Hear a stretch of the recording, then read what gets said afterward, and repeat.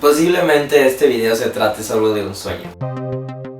El otro día estaba viendo a Adela Micha en su programa en YouTube y traía una chamarra como de plastipiel negra y un logo blanco.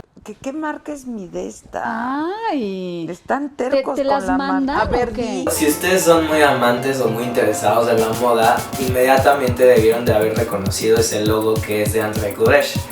André Courrèges fue este diseñador francés que empezó su marca en los años 60 y que se hizo muy famoso porque todos sus diseños eran muy característicos de la era espacial o Space Age. También se le atribuye a él como uno de los inventores junto con Marie Kondo de la creación de la minifalda. La casa Courrèges pasó por muchos dueños, entre ellos claramente André Courrèges, pero no fue hasta el 2011 cuando la marca se vendió a dos publicistas ejecutivos. No fue sino hasta el 2015 que Courrèges volvió a hacer desfiles de moda, poniendo a dos diseñadores jóvenes al frente de la marca. Lo que cambió en 2018, pues la marca ahora está diseñada por Yolanda Zobel, quien ha logrado reposicionar y reinventar a la marca. Este caso claramente no es único. En la historia y la creación de la cultura de la moda, las casas por lo general tratan de ser rescatadas, pasan a manos de otro diseñador y con eso las casas se mantienen vivas, se reinventan y funcionan como negocio. Dentro de otras marcas como esta se encuentra por ejemplo Paco Rabanne, que en 2013 con la entrada de Julián Docena esta marca revivió completamente, y sin duda alguna de los casos más sonados fue cuando en 1997 Nicolas Ghesquière entra a Balenciaga y la revive de tal forma que la marca se convierte en un boom internacional.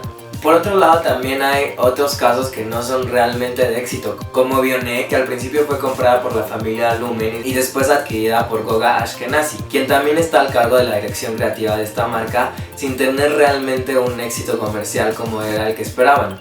De los casos más controversiales que han sonado fue por ejemplo Hedi Slimane cuando entró a Saint Laurent, que a pesar de las críticas el éxito comercial fue muy grande. Y como la cultura de la moda en México apenas está en construcción y la historia de la moda en México es relativamente joven, esto aún no ha sucedido así. Qué padre sería que este tipo de cultura de la moda existiera en México y que mucha gente en la calle portara hoy prendas de Ramón Valdezera, que es como el equivalente al Charles Frederick Worth en México. Me refiero al equivalente en el sentido de que los dos son considerados como padres, uno de la moda mexicana, otro de la alta costura.